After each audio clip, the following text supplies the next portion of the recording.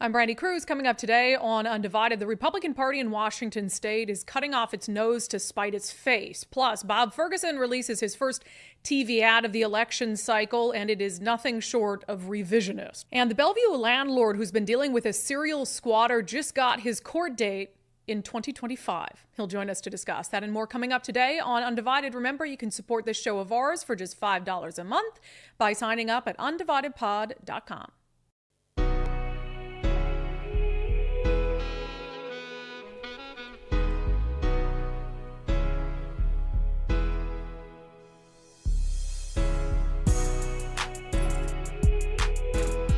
Hello and welcome to Undivided. Thank you for being here. Thank you so much for your commitment to giving common sense a comeback. I'm Brandi Kruse. If you are on one of our subscription platforms this morning, you would have seen a story that I posted, really just some thoughts that I posted about connections I've had to the Washington State Republican Party. So it's up right now on Locals, Patreon. I also put a link to it over on X and Facebook. The headline, the Washington State GOP just lost a vocal ally. Me. Look, I encourage you to go read the article. I'm not going to sit here and read my own words to you, but I'll characterize essentially what that article is about and what led up to it a little bit before we get into the meat and potatoes of today's show. So for the last few weeks, there's obviously been something going on a little bit behind the scenes with the Semi-Bird debacle. Look, I'll give it to you straight. In 15 years covering politics in Washington state, Semi-Bird is the most flawed political candidate I've ever covered. It's not even close. No one even compares to the actual hard and fast, black and white things that he has done, that he has lied about. Again, it's not even close. And I've covered a lot of crooked candidates and politicians in my career. The job of the media, and I've always believed this, and I say it on the show all the time, is to hold powerful people or people who are seeking power accountable. And I was thinking about that phrase this morning and kind of last night, really, as I was writing my thoughts down. And it's really not the case. I think I need to start saying that a little differently. The job of the media is to give the public information they need to hold powerful people accountable if they choose to do so. All we can do is bring you information, make that information as factual and reliable as possible, be as trustworthy as we can, as consistent as we can, and then the public gets to do with that information what it sees fit. I don't care if people get information about Semi-Bird or any other political candidate like Manka Dhingra, the far-left candidate for Attorney General that we pointed out this week, has been lying about being a prosecutor for several years now. It's none of my care or concern whether you take that information and change your vote. That's entirely up to you. You are allowed to vote for anyone who you see fit, whether I like that particular candidate or not, and I wouldn't have it any other way. But it's been pretty remarkable to me over the past 3 weeks, the amount of attacks in particular against my friend Jason Rantz, and also the number of attacks and threats that I have endured for speaking simple truths about Semi-Bird. Things that are in documents in black and white, his own words admitting to fraud against the army. And even if, the whole stolen valor thing isn't something that you're willing to accept, there are a laundry list of things that he has done or lied about before then that, for me, any single one of them would be enough to disqualify him as a relevant, serious candidate. But, I watched, and I'm just going to come to the defense of my friend Jason Rantz quick. Do Jason and I agree on everything? Probably not. He's certainly a little more conservative than I am. But there's one thing about Jason Rantz is he is solid. Jason Rantz cares a lot about being a sound journalist, perhaps more than actual journalists. I mean, Jason Rantz, like me, we're political commentators. But Jason has a very good core, he has very good core journalistic sensibilities.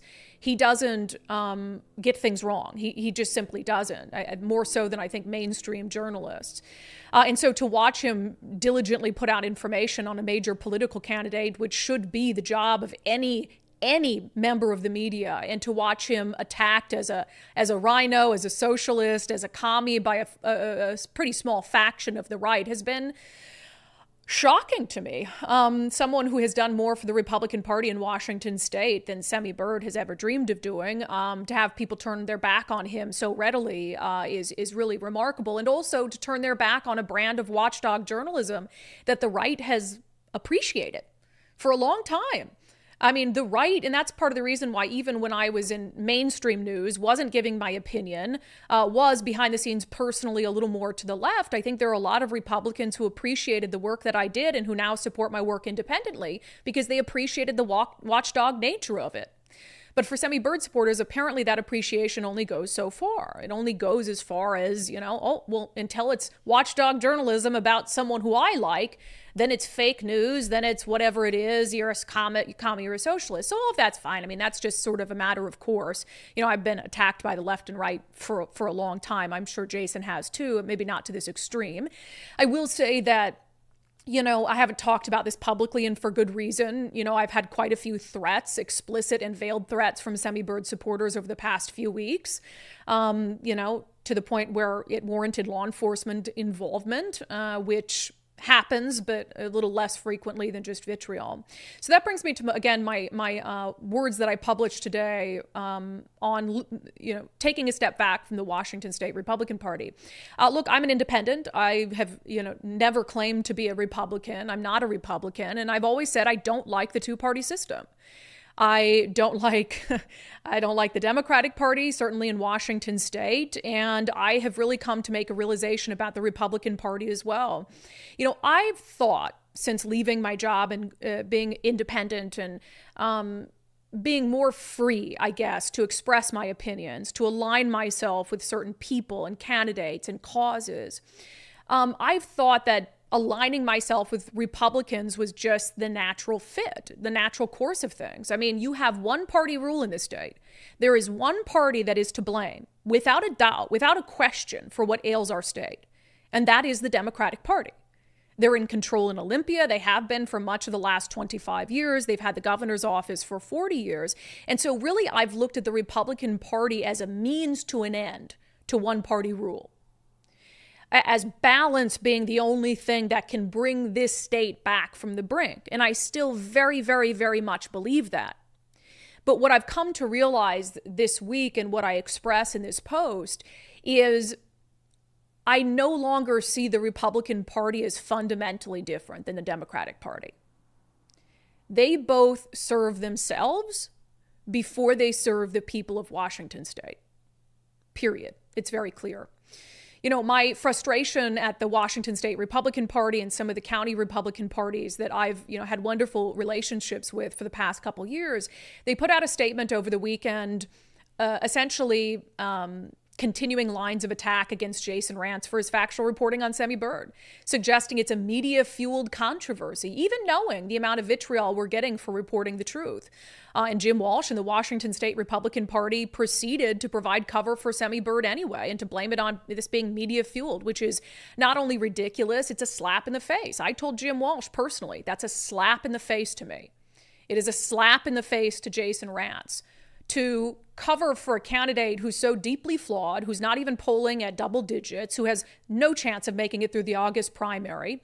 To cover for him, you're slapping us in the face, and our hard work in the face, and our dedication in the face. So Nicole will know I showed up. We were at a girls' weekend event thing over the weekend, just getting away, supposed to be relaxing. And I was genuinely pissed off. And I thought, let me stew on this for a couple days and then decide kind of where I want to go with this. And that's what led to this post. Here's the bottom line. I still believe that balance in this state is the only thing that can save it. And unfortunately, there's really only two viable parties, Democrats and Republicans.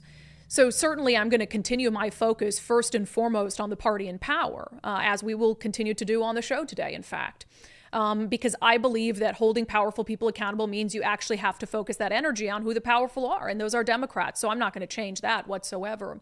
But I have made the decision from now until November and for the foreseeable future to distance myself from GOP-backed events. That I've done a lot of those since I left my job in mainstream news. I've spoken at countless GOP events. I have endorsed a lot of Republican candidates. I have supported Republican policies. I have held rallies in support of Republican-backed initiatives. I have shown up to testify in Olympia on behalf of Republican-backed bills. A lot of that is going to come to an end because for the reason that I articulated. The Republican Party look, given their actions and their words over this ordeal, has shown to me again that they're really no better than the Democratic Party. They serve themselves. They don't serve the people. And I'm interested in serving the people of Washington State. And so I can't closely align myself with a political party that isn't interested in doing the same thing. Period. Now, that being said, I have made some commitments. We have made some commitments to political candidates and some causes that are aligned with Republicans, and that won't change. For instance, Dave Reichert. I believe Dave Reichert is about as independent as a candidate as you can get in this particular political climate. And I will do everything in my power over the next few months to try to help him get across the finish line and avoid what I believe would be the death knell for the state of Washington, and that is a Bob Ferguson governorship. So that will not change. The 3 initiatives that are on the ballot in November, I don't believe they have a single damn thing to do with political party. I believe that they benefit every working class person in the state of Washington, and I will do everything I can to help Washington voters understand what the initiatives are about and get those initiatives across the finish line. I feel the same way about I-2066. If it gets the necessary number of signatures by July 5th, we will do everything in our power to make sure that voters have the information they need to make an informed decision on that in November. Those things will not change. But when it comes to volunteering, showing up, going out, donating to campaigns or whatever it is, that is going to be the exception, not the rule. And the state Republican Party has done this to itself. It is losing what I believe, and it might sound big-headed of me. I think I have been an important ally for them. This show has a broad range of viewers and listeners. I am independent. I think this show appeals to independents. Those are the exact kind of voters, independents and moderates, who Republicans need to be bringing into their cause, not sacrificing them at the altar in favor of a deeply flawed candidate, the likes of which this state has never seen in my lifetime, at least. So that's where I'm at. And at the end of the day, I'm an independent. And I need to remind myself to act like an independent and to be an independent. And so we're going to, again, continue forth with our passion for holding the party in power accountable. We are going to refocus our efforts on this show and the content and quality of this show and what's happening in these 4 walls. And I am going to continue to push harder than ever before for citizens of this state to see that independence is really the only way out of this mess. Thinking independently and critically of political party about the issues we face, about the candidates on the ballot, their party affiliation be damned. So that is what I wanted to say this morning. I will not go out of my way to help a political party that would throw me under the bus in 1 second for a failing political candidate. I'm not going to do it. And it also isn't in living up to my obligation to all of you. That's what I care about. I care about the state. I care about doing what's right for all of you, being as factual as possible in my opinions and in our reporting. And so I want to make sure that you have that commitment. But that is my message to the Washington State Republican Party today. You just cost yourself what I think is a valuable ally, me, in a critical election year. I hope it's worth it to you. All right. Speaking of continuing on our mission to do what needs to be done and fill in the gaps where mainstream media is failing, Bob Ferguson has released his first political ad of the campaign cycle. Shock of the century. It's deeply dishonest. I was watching it and I counted at least 7 I would say instances of gaslighting, 1 outright lie. First, before I break it down, let's play the ad in full. I grew up in a big family. My mom was a public school special education teacher, and my dad worked at Boeing. They were always around for us. It's harder than ever for families to do the same. Skyrocketing costs and rising crime are making times really tough. I'm running for governor so families have an easier time making ends meet, and our loved ones, like Jack and Katie, have a safe and secure future. I'll work to lower costs, invest in technical education and apprenticeships, and I'll hire more police officers so we combat crime, improve public safety, and get those in crisis the care they need. It won't be easy, but I've never been satisfied with the status quo. I refuse contributions from big corporations, so my focus will be getting things done for Washington, not powerful interests. Together, we'll make our state safer and more affordable so we can all spend more time with our families and build a stronger future for everyone. Bob Ferguson for governor. Oh, my God. First, let me give him a compliment, okay? There was nothing in there about Orange Man bad, Dave Reichert, and abortion. So, okay, I'll give you that. Your first TV ad of the campaign, I really expected it to have one or both of those things. Wow. I said this on Twitter the second it came out and I saw it. I said, is there any political candidate in the entire country rewriting their track record as much as Bob Ferguson is right now? It's insane to see. It's also deeply heartbreaking to know that there are some Washington voters who are going to fall for it. So let's do this. Let's break it down a little bit. Let's start with the outright lie. And there is at least one of them, although some are very, very dangerously bordering on lies. He lied about his donations again. Here it is. I refuse contributions from big corporations, so my focus will be getting things done for Washington, not powerful interests. Yeah, he might be refusing donations from big corporations right now, but as we have pointed out on the show before, as Community Notes pointed out when he said this on X a couple weeks ago, Bob has long taken donations from major political corporations like AT&T, Microsoft, Walmart, Expedia, McDonald's, Weyerhaeuser, Boeing, BNSF, AOL, Google, Anheuser-Busch, Pfizer, Yahoo, et cetera, et cetera, et cetera. If Bob wants to come out and say, hey, I'm a reformed big money donor taker, whatever it is, but he isn't doing that. He's acting as if, oh, I'm so holier than thou. I'll never take money from big corporations. I'm only beholden to you. Yeah, that's just a lie. So that is a flat out lie. Unfortunately, there's no one to regulate. There are no regulations about political candidates putting lies in campaign ads. Hell, they can put lies in the voter guide if they want to. No one fact checks it. And look, I don't know that what entity would fact check it? Who would be responsible for that? The government? I wouldn't trust the government to accurately fact check anything Bob Ferguson said either. So here we are. So you have to rely on the media to fact check it for you. All right, let's get to some just deeply dishonest, revisionist aspects of this ad. Like Bob saying that he wants to lower costs for families because things are really tough right now. I'm running for governor, so families have an easier time making ends meet. I'll work to lower costs. Yeah, no, you won't. I have not, in your 12 years as Attorney General, heard you, or in any Democratic capacity, heard you speak out about any of the many, many, many, many new taxes passed under Democratic control. You're an independently elected official. You could have, at any time, spoken out about any of that as you saw fit. You decided not to. And now, as you're running for governor, as you're saying you want to lower costs for Washington families, you are on the record opposing 3 initiatives that would do what? That would lower costs for Washington families. He is opposed to Initiative 2117, which would stop the hidden gas tax, which is absolutely hurting Washington families at the gas pump. He is opposed to Initiative 2124, which would allow working class families to opt out of paying into the state's Long-Term Care Act if they don't want to use it, which is just common sense. And he's also opposed to Initiative 2109, which would repeal the capital gains tax. And you might say, well, that's not really working class families. Democrats are going, if this survives, Democrats are going to lower the threshold for capital gains.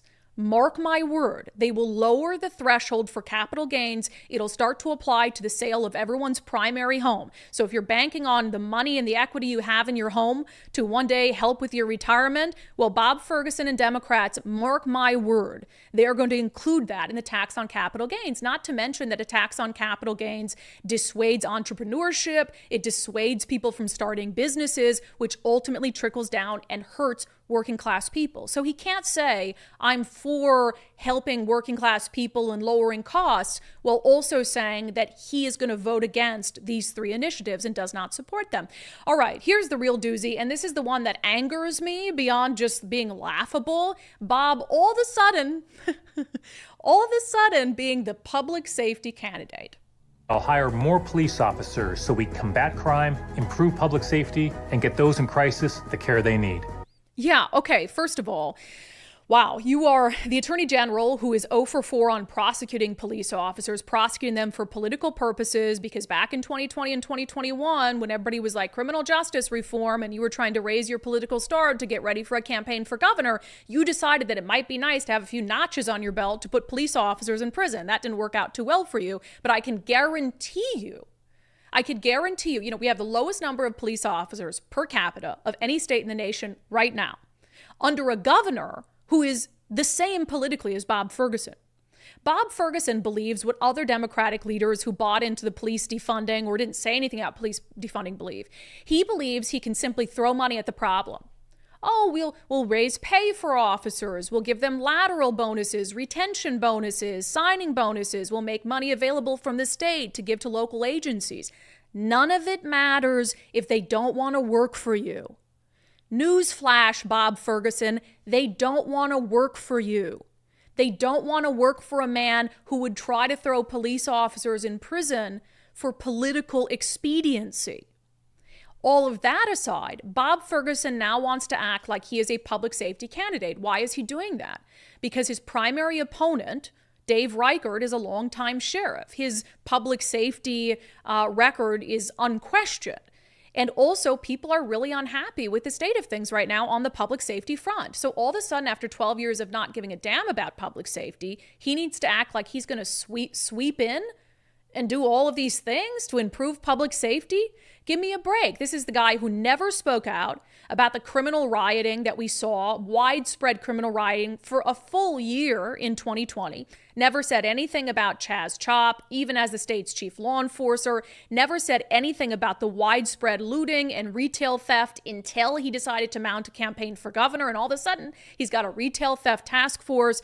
He never said anything about the rollback in police pursuits in 2021 when his Democratic colleagues in Olympia did that. And then all of a sudden, he's running for office and he says, yeah, I never supported that. Wow, isn't that convenient? He's not the public safety candidate. He's never been a public safety person. He's saying that because he believes it's what you want to hear. And then finally, just Bob Ferguson talking about the status quo. It won't be easy, but I've never been satisfied with the status quo. You are the status quo. You are the status quo. You've been the Attorney General for 12 years. When you look at your endorsements, his list of endorsements, it is a who's who of the status quo. It includes the two senators from Washington State, who combined have been in office for more than 40 years. It includes Dow Constantine, who's running up on 16 years as the King County executive, who under his leadership has been disastrous for public safety, has raised taxes exponentially, has been disastrous on the homeless front and the substance abuse front. So you say you're going to fix all those things, yet your key endorsements are from people who contributed to all those things, not to mention you've been endorsed by the status quo governor, the man who has run the state into the ground for 12 years. He's also endorsed, by the way, by the governor before the sitting governor, Christine Gregoire. So he's endorsed by the status quo political class in Washington State for the last 20 years plus. So if you're not the status quo, three-term AG, if you're not the status quo, and you don't want to be the status quo, and you want to break the status quo, why are you being endorsed by the status quo? Makes no sense, does it? And that's just his first political ad of the cycle. Wow, we have a long way to go until November. All right, coming up next, remember Jaskaran Singh, the Bellevue landlord who is dealing with a serial squatter? Well, he just finally, he's going to get his day in court. I bet he's excited. We'll talk about it next. First, if you're in the market to sell your home, or maybe you want to sell the rental property that you have because you're terrified that you'll end up with a serial squatter too, reach out to our friend Wes Jones of sellwithwes.com. Wes has been doing this for a long time in this market. He's been through the ups and downs in the real estate market, and he still manages to help families get what they're looking for from their home. Bryce and Carla are fans of unDivided. They reached out to Wes when they went to sell their Bellevue home and retire to Florida. Just very detail oriented and never put down our property, because you could hear I-90 from our property and it wasn't the most feng shui, yummy piece of property, and our furniture never showed our house well, our own personal furniture. But he was like, oh yeah, he could see in his mind, this will show after the paint and the staging, this will be a premium property. He could see that, and he didn't let us feel like it was a subpar home the way it was. Yeah, and they ended up selling their home in Bellevue in 7 days for over list price, even in January when the market was all crazy. So sellwithwest.com, sellwithwest.com, a better way to sell your home. All right, an update for you on the sad tale of Jaskaran Singh, the brand new U.S. citizen, became a U.S. citizen last year, has a rental property, a house in Bellevue, and a tenant who has not paid rent in 2 years. And despite receiving multiple bailouts from taxpayers to cover back due rent, continues to not pay rent. Well, I'm happy to report that Jaskaran Singh now has his day in court, but he could have to wait a very long time. This segment is brought to you in partnership with the Rental Housing Association. We've teamed up with them for this weekly segment to look at some of these challenging issues. Challenging issues just doesn't do it justice. These horrifying issues facing housing providers in Washington state. If you are a landlord, make sure you sign up to become a member of RHA. It's like $260 a year, and they can have your back in situations like this, or preferably prevent you from getting into a situation like this in the first place. RHAWA.org, RHAWA.org. All right, so to catch you guys up on this, you know, we call him Jimmy, Jaskaran Singh, lives in Bellevue. He's been protesting outside the house of a guy named Sang Kim. So Sang Kim is a serial squatter. This is what he does, and he's been squatting. I mean, he had a rental agreement, but I still call it a squatter. He hasn't paid rent in 2 years. He's been bailed out multiple times by the King County Housing Justice Program, which is taxpayer money. They just cut him a $50,000 check to try to make the story go away. $50,000 check with taxpayer funds to cover 2 years of back rent. That happened in April. Sang Kim didn't pay rent in May, didn't pay rent in June. So Jimmy, the landlord, has decided to carry on with these protests because now he learned that the next court date, the earliest court date that he could get to once again try to evict this deadbeat tenant squatter is March 6th, 2025. March 6th, 2025. So that means what? 8 more months, 9 more months of this guy not paying rent. Nothing has shamed him into paying rent so far because he's hoping once again, I get to stay in this house for free. And then the Housing Justice Project's just going to bail me out, as it has done multiple times before. So why would he pay rent? He's a free attorney from the state of Washington, courtesy the taxpayers.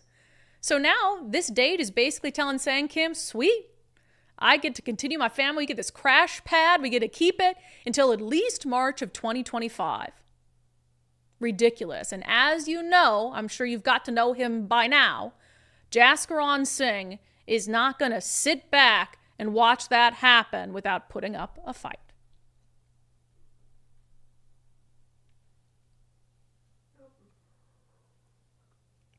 Do we have our interview? We did. Nicole's going to try to get the interview queued up. God, that was a good toss to it, too. I know. No, Jaskaran Singh, welcome back to Undivided. Thank you, Brandi. I say it like that because, like, it's not that I don't like having you on the show, but I just am sad that we have to keep having this conversation.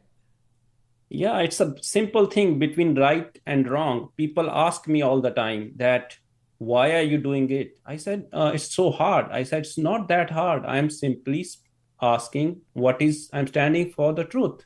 I'm asking for the justice. I'm raising my voice. People are reaching from whole state. They're suffering.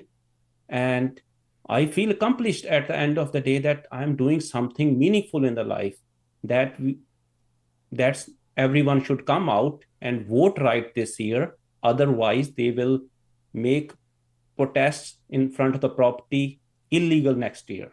Yeah. They will pass a bill that we can't even protest. So they are trying to change the constitution of this country. We need to stand up and raise our voice. I'm a supporter of the small businesses.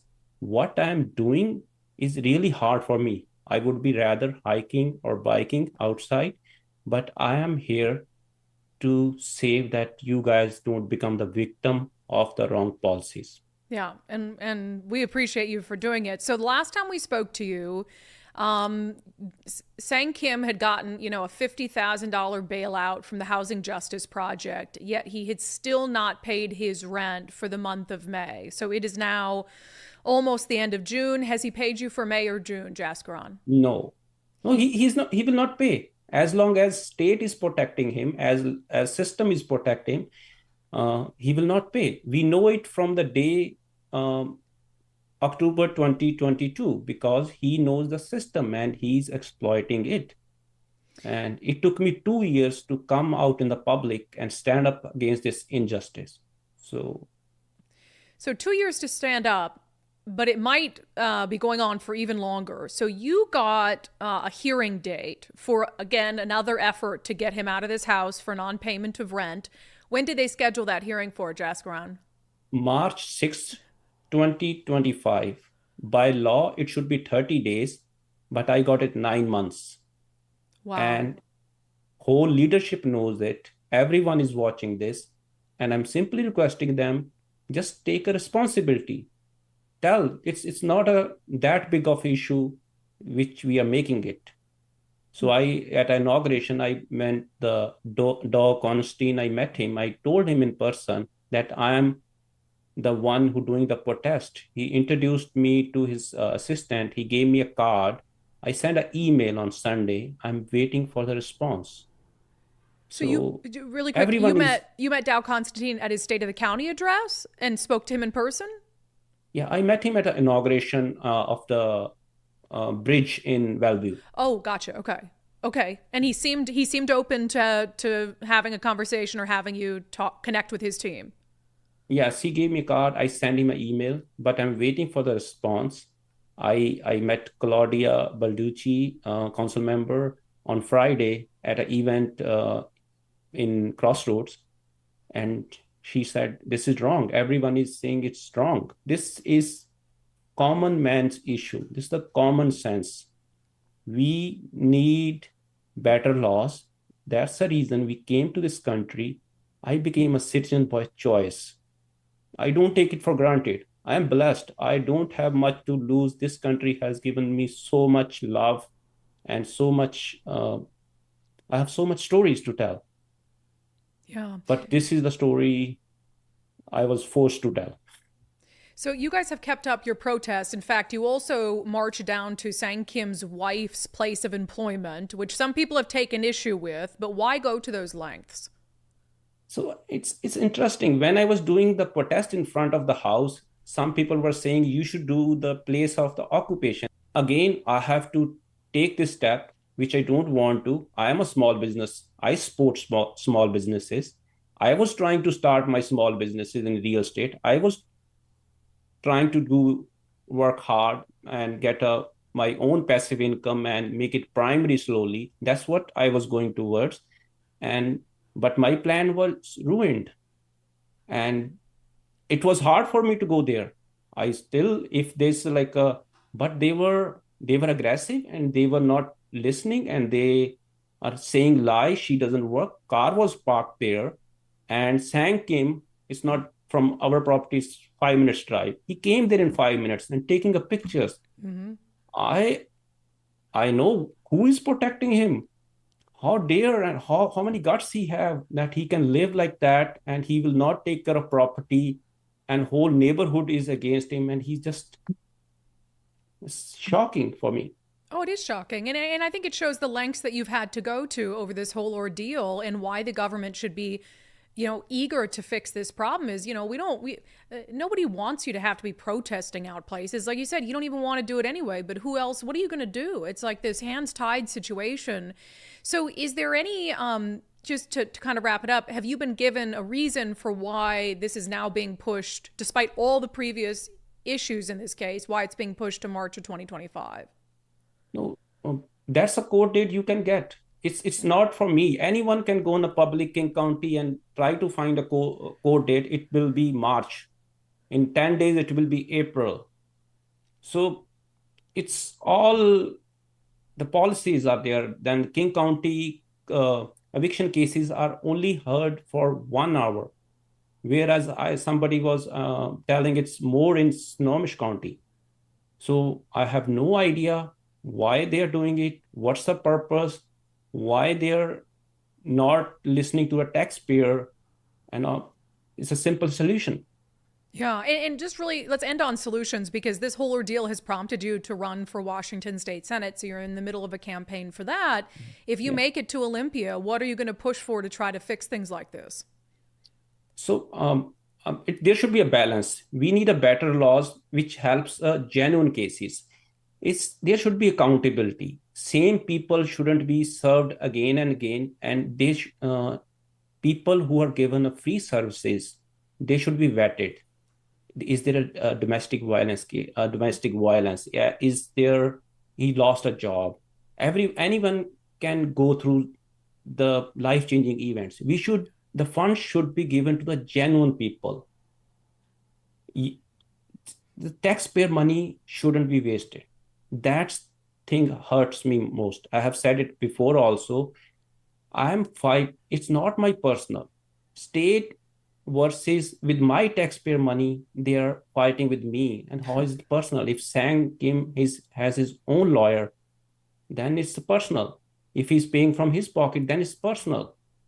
But every call to my lawyer is charged. I think they're intentionally trying to break me up, making my voice not heard. And I would like to give a message that a lot of people are watching this coverage and following me, and they need answer. They're asking me, is he gone? Is he gone? And he's not. And you make a good point there that, they want to say, well, this is a property dispute essentially, and so the government can't get involved in it. But you make a good point. The government is involved. The government and the taxpayers are paying for his attorney. The government and the taxpayers are bailing him out when he doesn't pay rent. The government has pushed these policies that protect him. So they can't call it a private property dispute when he basically has the force of the government and the help of the government behind him. And you have you and your supporters to help you. So Jaskaran, thank you for the update on this. I would like to add quickly. Yeah, go ahead. We went to a protest and they said it's a private property and you're trespassing. I said, I'm having the same issue. My private property, this guy is trespassing for 2 years. This is a common sense. And they said, you can't come, you have to stay on the side path. Police came. That's what I want. That's my property. The trespasser should be out of it. Yeah, that's a good point. So you're talking about when you went to the business, they said you're trespassing private property, and you're like, maybe that's what happened. So that's crazy. It's crazy. I hate to laugh, but it's gotten so ridiculous. So, all right, keep us updated, okay? Thank you for your time. Thank you. Wild stuff. Already 2 years of a guy not paying rent, being bailed out by taxpayers, multiple eviction efforts, and now his next court date is March of 2025. The fact that, and this just shows the failure of the Democratic Party in Washington State, they push these policies that give free attorneys to people who are facing eviction. So they've got no worries on that front in terms of, they don't care, right? I've got a free attorney. Like, I can just do what I want. The attorney is going to try to help me get through it and delay my case. And then you have all these laws that prioritize the tenant, even in extreme cases like this. Like Jimmy said, we all understand there are people who genuinely fall on hard times. They lose a job out of the blue. They're a victim of domestic violence. Those are the people who taxpayer money should be used to help support. Not someone like Sang Kim, who is very clearly milking the system, and that Jimmy has gotten no response from Democratic leaders who pushed these policies. Like nothing short of some surface level sympathy. It's really insane stuff. All right, that segment was brought to you in partnership with the Rental Housing Association of Washington. If you are a landlord in Washington State, particularly a small landlord, join the RHA today. We've heard from multiple landlords who say that RHA was able to help them get out of crazy scenarios. I mean, that was the case for Jason in Seattle, whose story we featured quite a bit. So rhawa.org, rhawa.org. All right, we can always count on our friend Jonathan Choe with Discovery Institute for a little bit of entertainment, but also a wake-up call about the fact that it's not just downtown Seattle that is dealing with a true crime crisis. Let's talk about it in our segment, Unfreaking Believable.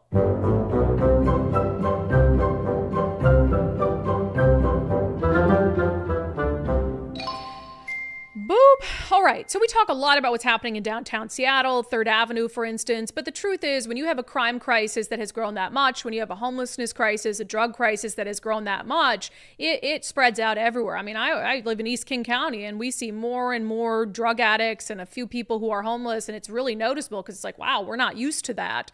And one of the areas of Seattle that has become an increasing problem, it's always had a little bit of low-level crime, but it's become an increasing problem, is Aurora Avenue in North Seattle. There was just a shooting there too. 41, this is from Como News, 41 shells found as police search for at least 3 suspects in latest Aurora Avenue shooting. There's been some really horrible acts of random violent crime up there, et cetera, et cetera. And then, of course, there are the old standby issues that have been happening on Aurora Avenue for a really long time. One of them being prostitution, which, man, I mean, last time I drove on Aurora, I think I've told this story on the show before.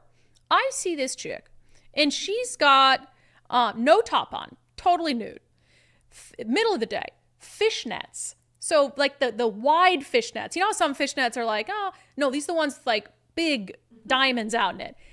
And high heels, no panties. So all she is wearing are fishnets pulled up high and high heels. It's like, it's all out, right? And it's the middle of the day, and I'm like, this...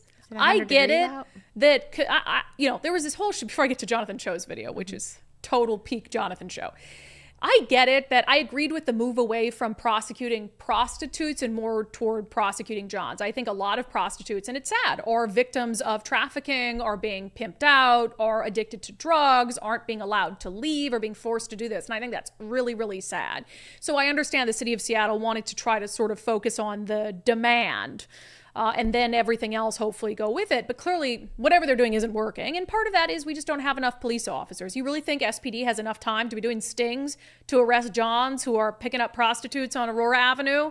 No, they're like down like 700 officers. So this issue becomes a huge quality of life problem, and yes, contributes to criminal behavior. So Jonathan Choe goes up there and he stops by this gas station. And in there, he finds a lady of the night. Here's the video. What you reporting for? I just see you in a bikini inside a gas station. That's why I'm just wondering why. This is the Blade. We selling ass over here, so you can put your camera down. Okay. I ain't got no shame in my game. The fuck? I'll break your phone. I dare you to run in those heels. I'd love to see you. Oh, shoot. I ain't got no shame in my game. She goes, this is the Blade. We're selling ass over here. I have no shame in my game. And he says, she tells him to put the camera down. And Jonathan Choe, I hate to laugh, but then he goes, I dare you to run at me in those heels, because she's got like 4-inch heels on, and she takes off after him. Can we play it one more time? I also love, if you're watching the show today, I think Matt Gilbert pointed this out. She's getting some food, in just this thong and top, and there's the sign above. She's at the hot food area, Yep. It says "looking hot." She's standing underneath it. Okay, just play it again for a little comic relief today.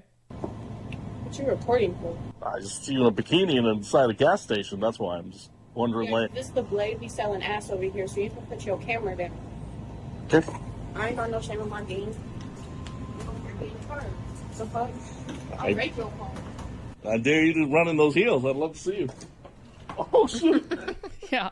So for the record, I'm laughing at Jonathan Choe. I don't know this young woman. For all I know, she could be being trafficked or she's someone's daughter. So I'm not laughing at her. I'm laughing at Jonathan Choe. This is just an entirely ridiculous scenario in the middle of the day. And there's a cutout of Dwayne "The Rock" Johnson in the background of the shot, which that's my celebrity crush. Mm-hmm. I think Mike already knows that, so I can say that. Pass. So anyway, so that's one thing. Like, seeing a prostitute on Aurora Avenue isn't particularly the most fascinating thing. I mean, that's been an issue for a long time. But then Jonathan Choe, as he flees the woman running at him in high heels, he's outside, and you see the other quality of life issues that come along with it. And then you see this fella. Hey, bro. Hey, man, you okay? You okay, man? What are you on, blues? You on blues? Man, you can't stay on the street, man. It's an alley. Someone's gonna, hit you. Can we at least get you off the side of the street?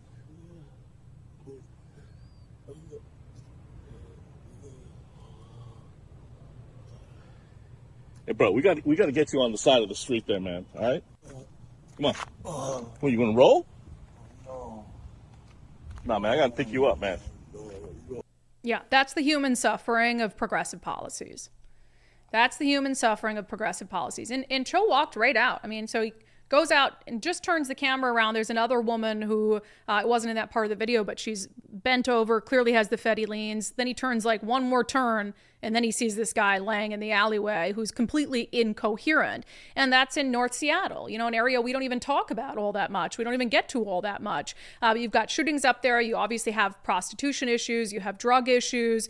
All of that brings gangs into the equation. So that probably leads back to the shootings and all of that. So it's just a horrifying situation, not to mention, you know, you know what comes along with prostitution and some of the bigger issues with that, like human trafficking and, you know, young women being victimized and all of that stuff. So then I just look at that and it's like, there's a movie called, like, what is it, Through the Rear Window or something like that, where it's like the whole movie just takes place looking out this back window at this like crime happening and stuff. And that's what this reminded me of, is just this point in time where it's just one continuous shot where he's in there, prostitute, woman clearly on fentanyl or something, turns it around, one continuous shot of so much suffering and such a good, unfortunate reflection of Seattle's policies and what it's done to a once wonderful, beautiful city. All right, coming up next, speaking of once wonderful, beautiful cities, we're going to go down to Oakland, where the mayor believes she's in an action thriller. It'll make sense in a moment. First, I've encouraged you guys to take the First Mark Challenge. You need insurance, so why not have someone else for free make sure that you have the right insurance you need, revisit your policies every year to make sure they're up to date, that you're not paying more than you need to. So I took the First Mark Challenge. Mike and I are now personally insured through First Mark. Nicole is, the Undivided podcast professionally is insured through First Mark because it's just an exceptional service. Our friend Ben Bailey and his wife Leslie did the First Mark Challenge. They ended up saving $1,500 a year. You know, it's good to, just like you would go in for an annual physical with your primary care physician. You know, you may not have anything wrong, but it's good just to kind of have that, you know, annual check-in. And I think that's what First Mark, you know, the service and the value that they really provide is it helps. It helps you have an understanding of your coverage. Yeah, and that's good too. You might come away from it and they might tell you, we don't think we can save you any money through our carriers, but then you have a good understanding of the insurance you have and whether it's what you need. So take the First Mark Challenge today, firstmarkinsurance.com, firstmarkinsurance.com. It's totally free. You never pay First Mark for their services, which makes it even more of a no-brainer. Firstmarkinsurance.com. The very best part is they work for you. All right, dipping outside of Washington State, what the hell is going on in Oakland? Just in California in general. That can just be a standing statement for California. But so the first thing I saw was a clip of the mayor who looked like a bad actress out of an action movie or like a Batman thriller or something. It was really weird. I'll get to that in a moment. And so then we went and looked at the background. So apparently this week, several FBI raids were conducted at homes in California with ties to Oakland mayors, including her own home. This is from the Associated Press. Federal authorities raided a home belonging to Oakland Mayor Sheng Tao early Thursday as part of a California investigation that included a search of at least 2 other houses, officials said. Agents also carried out searches about 3 miles to the south at 2 homes owned by members of the politically influential Duong family that owns the recycling company Cal Waste Solutions, the Chronicle said. The firm has been investigated over campaign contributions to Tao and other elected city officials. So that's interesting. So it looks like they're looking into, and nobody really knows for sure because the FBI is very tight-lipped. All we know, the search warrants were served, including at the mayor's house, a couple of them in combination at the house of this family that owns this major waste company that's already been investigated for campaign contributions.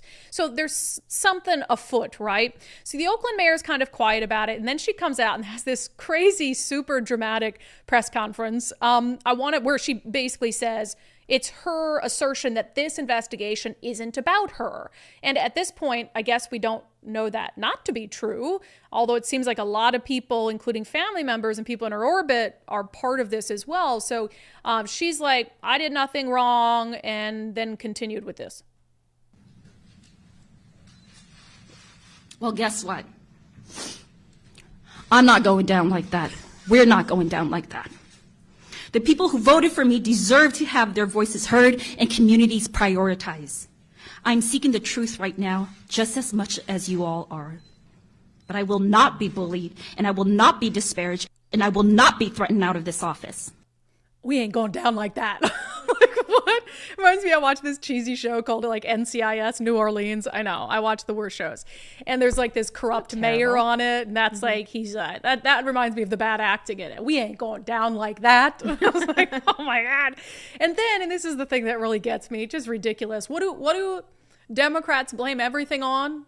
Besides COVID. I know Nicole was about to shout COVID. Okay. COVID. What else do Democrats blame everything on, even if it's not related at all? The right wing, and she was no different. There are a lot of radical right-wing forces who know they will never win an election in Oakland Fair and Square. They know their extreme views are at odds with our Oakland values, but they have built the rules to protect and preserve their power and maintain dominance over the rest of us. That doesn't even make any sense. So you're in one breath saying the right wing can never win an election here, but then you're saying that they built all the rules to preserve and maintain their power. So do they have power or do they not have power?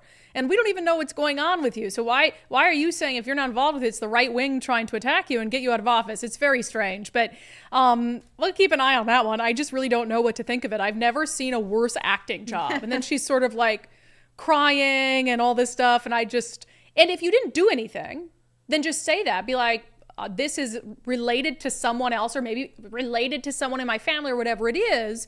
Make that very clear and put it out in a statement. You don't have to have like a tearful press conference where you're saying, we're not going down like that. Who's we? Who's we? Well, I think that her chief of communications resigned this morning. So apparently somebody's scared. If your mouthpiece isn't behind you, yeah. You know that that's a problem. Mm-hmm. If even your mouthpiece can't spin it as a politician, then you know that you're in trouble. Okay, I'm going to give a big preface to this next story. I don't even know if this is realistic. I don't even know if this is parody. I don't think it is because I was tracing back where it came from. I saw this on social media and I just thought it'd be a really good conversation starter because I was thinking the other day, I don't remember who I was doing an interview with, but you know, Democrats in Washington state, they're working toward their super majorities. And I can only imagine the crap that they will try to do if they have super majorities. I mean, mass pardons of people in prison. What? How bad could it be? We know they'll push through the rent control thing. They'll take away your Second Amendment rights, all this other stuff. But I saw this and I was like, they'll probably try to do something like this. So apparently there is an effort to work on technology that instead of sending criminals to prison, would hook them up to a machine and reprogram their brain so they don't recommit crimes. Here's the video. Welcome to Cognify, a facility designed to treat criminals like patients. Instead of spending years in an actual prison cell, prisoners could finish their sentence here in just a few minutes. Cognify could someday create and implant artificial memories directly into the prisoner's brain. These complex, vivid, and lifelike memories are created in real time using AI-generated content. Depending on the seriousness of the subject's crime and their sentence, the memories could be tailored to the rehabilitation needs of each subject. The artificial memories implanted by Cognify would be seamlessly incorporated into the existing neural networks of the brain, preventing cognitive dissonance and ensuring the subject experiences the memories as if they were real. What? So they're calling it the prison of the future. So you're saying like, oh, you could go kill someone and the only punishment is you have to spend like a day hooked up to this gizmo? Well, then you'd be fixed. Would you be? But it's like, I half like it and I half don't. But it's like, well, if it's so easy then to remove that kind of desire to commit crimes in the brain, why don't you just do it to, that's what they do to every human being, and then no human being would commit crime because they've already been hooked up to a machine at birth that implants all these things in their brain that tells them not to commit crimes. And that, my friends, is just a slippery slope. I prefer someone to have to actually sit in a small jail cell who killed someone, poo and pee in front of their cellmate, you know, maybe get shanked in the yard, whatever it is. only the killers, right? I'm sorry. As much as those gizmos, I'm sure, implant realistic memories, nothing sticks with you quite like being shanked with a sharpened screw. Wow. You know, You know what I mean? And then you have the scar, you know, and then you're looking at that every day like, don't want to do that again. Don't want to do that again. So anyway, I don't know. Coming soon to a prison near you. All right, our friend Zach Abraham with Bulwark Capital is going to have another one of his free Know Your Risk webinars coming up this Thursday at 3:30 p.m. This one is specifically about inflation. They did one about a month ago on inflation, how it's a silent portfolio killer. It was so popular, they decided to do it again. So you can sign up for that right now by going to knowyourriskradio.com. Knowyourriskradio.com. It's totally free, no obligation, just a good learning experience. I mean, you work hard for your retirement. You've already planned out what you want your retirement to look like. Make sure inflation doesn't ruin that for you. You know, your money with the inflationary rates we're at, it's not going to go as far. And so Zach Abraham and his team at Bulwark Capital can help make sure that you're protecting your retirement against that. So knowyourriskradio.com. Investment advisory services offered through Trek Financial LLC, an SEC registered investment advisor. Investments involve risk and are not guaranteed. Past performance doesn't guarantee future results. Trek 24244. Go to knowyourriskradio.com. Okay, just because I'm a glutton for punishment, I asked you guys in our daily subscriber show poll on Patreon, Locals, and X today, what do you think about my decision to create some kind of formal distance between myself and the Washington State Republican Party? It's been interesting to read some of the comments on this because, and I don't know the extent to which people who took the poll actually read the article that I wrote. There were a few people assuming that means I'm now going to align myself with the Democratic Party. Yeah, hell to the no. Right. Hell to the no. My stance against the Democratic Party is unchanged, and it's very firm, so no worries there. It's just this matter of, you know, I can look at policies and ideas and judge them on the merits without, you know, going to speak at GOP events. You know, certainly there have been some GOP-aligned groups who I have no intention of distancing myself from, but you know, as I explained at the beginning of the show, you've got a party that when it boils down to it, is serving its party needs first. That's what I've really learned in the last couple weeks. Just like the Democratic Party serves its party needs first. They are corporations. And I am very against the two-party system. I have aligned myself with the Republican Party for a couple reasons. One, I clearly have more in common with Republican ideas and values on a lot of things. I mean, I'm liberal on some other things like social issues, but frankly, I think even some Republicans are becoming liberal on social issues. So I'm more aligned with them, certainly in Washington State, because the Democratic Party has gone so far off the deep end. But also I felt like, in a way, I hate to put it this way, we kind of used them. You know, we're using the Republican Party as a means to an end to one-party rule. So if a couple Republicans can win and then Democrats are robbed of, you know, their majorities in at least the House or the Senate, or we've got a governor of a Republican Party who can come in and veto some things, call me selfish, but that's what I want. So that's why we've thrown so much, 15 years of my credibility and my platform and our earned audience behind some of these Republican issues. But I still want to be able to maintain my independence. And I'm sorry, I'm not going to proactively support a party that will throw me under the bus and spit in my face to support a candidate who's polling in single digits and who is the most deeply flawed candidate that Washington State has ever seen. Call me crazy, but I'm not going to do that anymore. So I asked you guys about the article I published this morning, and I asked you if you agree with my decision. Most of you are saying yes, but there was a little bit of dissent.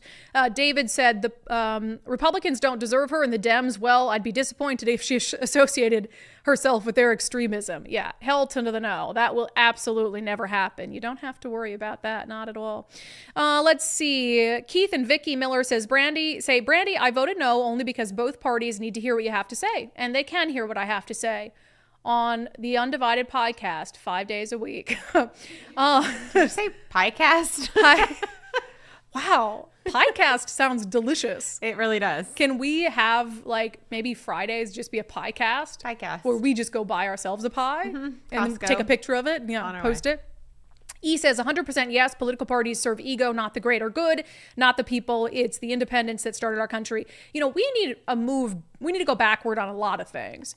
We need to go backward in the media. The media needs to just remember, why why the free press was created in the first place and why the Fourth Estate exists in the first place, and go back to some of those old principles.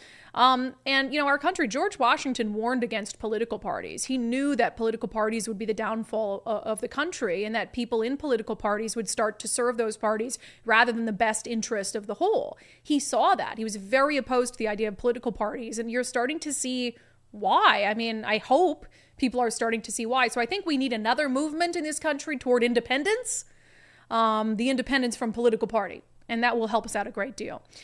Stacy said, I didn't vote either way. It's not my responsibility to agree or not, but I do support your decision as I trust you know what's best for you. I appreciate that.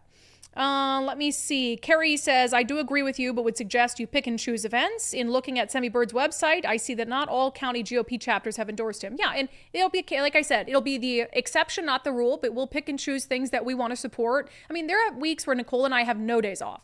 There are weeks where Nicole and I are at back-to-back events and frankly, GOP funded events helping GOP candidates and issues. And there might be some of those candidates who, we believe in as individuals, or who I believe in as an individual that has nothing to do with their party affiliation. And of course, I'll continue to support people. I'm not saying not ever, never, no way. But what I'm saying is it's not going to be some proactive thing where we spend every single day we have off supporting the GOP system that is then going to toss us under the bus and spit in our face. Not going to happen. But, my views on what the Democrats are doing to this state don't change. Not at all. Robert says, sadly, perhaps I'm being foolish, but I expect more from people. It isn't easy. Doing the right thing is harder than the wrong thing. Yeah, I agree. Okay, let's get to some more questions and comments. Mandy says, is Brandi starting to understand what the establishment really is? Politicians who are for themselves, not the people. Look, I've been called the establishment. I literally quit a job in mainstream news, and I get called over semi-bird crap, the establishment. Give me a break. But yeah, I mean, I understand what you're saying. And yes, I mean, to that extent where I'm like, well, the Republican Party isn't as evil as the Democratic Party because the Democratic Party is ruining this state. But like, they've shown that they're willing to just look out for their own interests. Nicole. Yes. I feel like you haven't really joined us today. I haven't. Okay. Well, it's been a packed show, It has. So. We both have interesting shirts on. So this was my shirt from the XXXY Sports for Jennifer Say. It says, yeah, it looks good. Free to think, free to speak, free to move, supporting biological women and not having to compete against biological men. It's like the perfect shirt for you too. It's a little crop, but not too crop. Yeah, it's not like belly button very crop. Nice, very nice yes, shirt. Thank good quality. You, yes. Thank you. Yeah, I know. You like my little Amarillo by morning? I do. Amarillo by morning. I know. I've been into t-shirts lately. It's never really been my thing, and lately I've been into t-shirts, kind of collecting them. I feel like you always wear t-shirts. It's new. Oh, okay. Since the show. I figure like a year and a half new. Yes. Okay. I meant the first couple weeks. Yes. All right. Robert Parker, $5 super chat. RIP WA GOP. Bird and his Kool-Aid drinkers now control it. Jim Walsh will be the next meal on the table. When Bird loses, he'll run for chair. And that's the thing too, is in his statements over all this, Semi Bird called the Washington Republican Party racist. He compared what's happening to him to a public lynching and compared it to the treatment of blacks during the civil rights era. So the party's going to continue to cover for someone who is accusing them of racism and lynching and like Jim Crow era. Happening. It's nuts. That's nutso. That is nutso. I believe more and more that Semi Bird's a Democrat plant because he's doing all the Democrat things, losing his mind, victim mentality, lies, deceit. And he really can't answer questions that he should be able to answer as a serious candidate. Yeah. But he just sticks to the same rhetoric that word they soup, expect. all of this. Yeah. Give me a freaking break. All right. Matthew Cook, Brandi, does this mean you'll still be supportive of Brian Haywood? Yeah, of course. And I say that in the article. The Let's Go Washington initiatives and what Brian Haywood is doing is not about political party. And you see that in the signatures. A lot of them, in some cases, most of them were from Democrats and independents on a couple of them. That's about good policy. I'll always support good policy. And that might mean some Republican things. Of course that will. What I'm saying is that, Nicole and I aren't going to spend Nicole can do what she wants. I don't speak for Nicole, but I'm not going to spend my weekend going for free, volunteering to go to GOP events and doing things that help the Republican Party if the Republican Party is going to turn around and spit in my face, spit in Jason Rance's face for doing factual reporting. I'm not going to do it. I'm just not going to do it. But yeah, we're going to continue to support good policies, and a lot of those are going to be Republican policies. Let's see here. Matthew Cook. Brandi, have a cocktail on me. Cheers. You must know. Thanks for the $10 super chat. Did you get the first one there at the top? First one, yeah. Robert? Okay. Yep. Sorry. Already read it. That's all right. You're just in La La Land. I know, sorry. John Kruse, are we related? I considered myself a Republican for years, but in the last 6 years, I too have become an independent. The Republican Party, especially at the state level, has become unhinged. And being an independent doesn't mean you can be fully aligned with the Republican Party platform, fully aligned, but not want to be a member of the Republican Party for some of the reasons I've articulated. Again, I would say I'm 80% on board with the types of policies the Republican Party in Washington state supports. 80% on board. What I'm opposed to is the party system, because the party system looks out for the party, not for people. That's the issue that I'm trying to articulate here. Wow. Richard Dixon on Bob Ferguson saying he's against the status quo, but he's supported by like all the status quo politicians. Richard said, Patty Murray was elected when I was 9. I'm 41 now. It's kind of a crazy... Is that true? She was elected... 34 years, 9. It's been that long? 36 years. Holy smokes. I knew it was a long time. I didn't know it had been that long. That's wild. It's wild, right? So, time for new blood. New blood. First blood. No blood. No? Something's got to give here. We're in wild territory. It is wild. And I do think that, well, I mean, I guess technology maybe is the biggest difference from us and, 100 years ago or 70 years ago, 30 years ago. But technology and the fact that none of us have been through, I mean, I know we all have individual stories of hard times, but there's not been a world war necessarily during our lifetimes. Or like a mass draft to Vietnam. Or some wild, universally felt hardship that we've all experienced together. And so I think that that's what drives us apart, right? So we've got all the social media that's like new and technology driving us apart, and we have nothing like that bringing us together. So those two things I think have just changed this country, and we need to figure out how to reconnect and kind of get things back together. And then of course I've said this before, but the fact that nobody has like churches aren't a thing. You don't have this community atmosphere. Everybody just has work, and you work all day. You don't ever stop working, and there's no real weekends because everybody's connected to work all the time. And so there's no community. So I get jealous of the people that I know that live in little cul-de-sacs and they have little barbecues and stuff. I'm like, oh, that'd be nice. There's no barbecues. No. Oh, there's some barbecues, but you have friends, but you know what I mean. To have connections, 100%. Let's fit a couple more in on Jimmy Jaskaran Singh and his continued ordeal with the squatter. Julie says, more Mr. Singhs, please, honorable and willing to stand up and fight for what's right. What's everyone else's excuse for cowering from all the clown nonsense going on in the world. Stand up, speak up, give common sense, come back. Yes. Do it. See my little punch there. Let me see. Let's do one more. I'm picking and choosing. Rick Johnson, if any of us knowingly lie in our occupation, we lose our license and or our job. Politicians are not accountable for anything they say or do. That's insane. And it's the media's fault. Politicians are doing what politicians do. And if the media held them accountable for it, they would not do it. And the media doesn't. So that's why they do it. And there are no consequences. And also, it's the fault of voters. If you know about it and you keep voting for them, then you're just asking for it, right? All right. Thank you, Nicole. Thank you all for your questions, comments, and contributions to the show today. And with that, let's get to our closing sanity check.